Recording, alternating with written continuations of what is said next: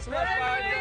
Merry Christmas! Excited na naman ako for another episode of Fun Science Experiments. Siyempre Kasi kami kayo, din. ha?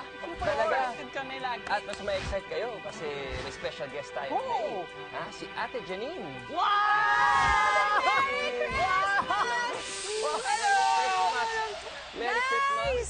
Merry Christmas! Merry Christmas, I-Believers! Oy, Chris, Rod, Kuya James. Ito Yes, na ang Christmas ito gift na. ko sa inyo, mga Ayun. lobo. Wow! Good. Nireregalo na pala ang lobo ngayon. Siyempre naman, ayan o. Oo naman. Hindi, joke lang. Actually, dinala ko lang daw para sa experiment natin. Bigyan ni Kuya Chris. Oh, ayan na. Ano yan? Ang gagawin ko lang, napakadali. Papahawakan ko si Rod ng isang lobo. Okay? And then, Tapos, papatakan ko siya ng magic liquid. Tapos, obserbahan niyo kung anong mangyayari. Ha? Tingnan niyo mabuti. Mga Anong I-believers, mangyayari? tingnan niyo mabuti. curious ako eh. Malalaman mo. Ano yan, Kuya? Ano ba yan? Wow, Chris! Ano yun?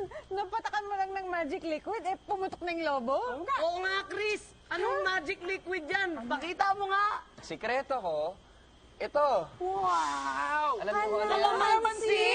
Gusto niyo bang subukan siya paputokin itong mga lobo natin dito na dala ni Janine? Yes! Ha? Para sigurado tayo, walang tatalsik na lobo or yung kalamansi. Safety first. Safety first, okay? So, kanya-kanyang kalamansi. Talaga? Sprinkle natin dito. Tingnan natin kung gaano kabilis at saka kung gaano ka Jane? ganda yung timing nila na sumabog-sabog. Ready, set, go!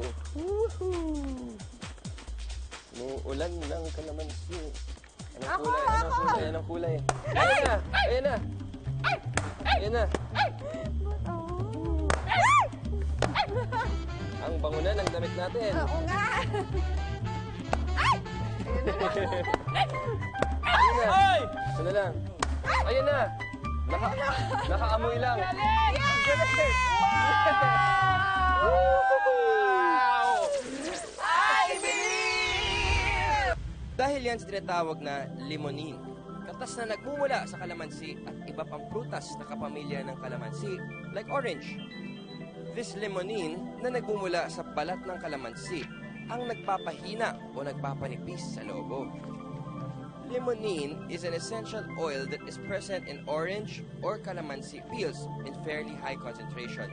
Kaya kung mapapansin, kapag binabalatan ang kalamansi o orange, ang lakas ng amoy nito dahil ito sa pure compound na meron nga ang mga nasabing prutas. Katunayan nga, maaari nga makagawa ng apoy gamit lang ang balat ng orange o kalamansi. I believe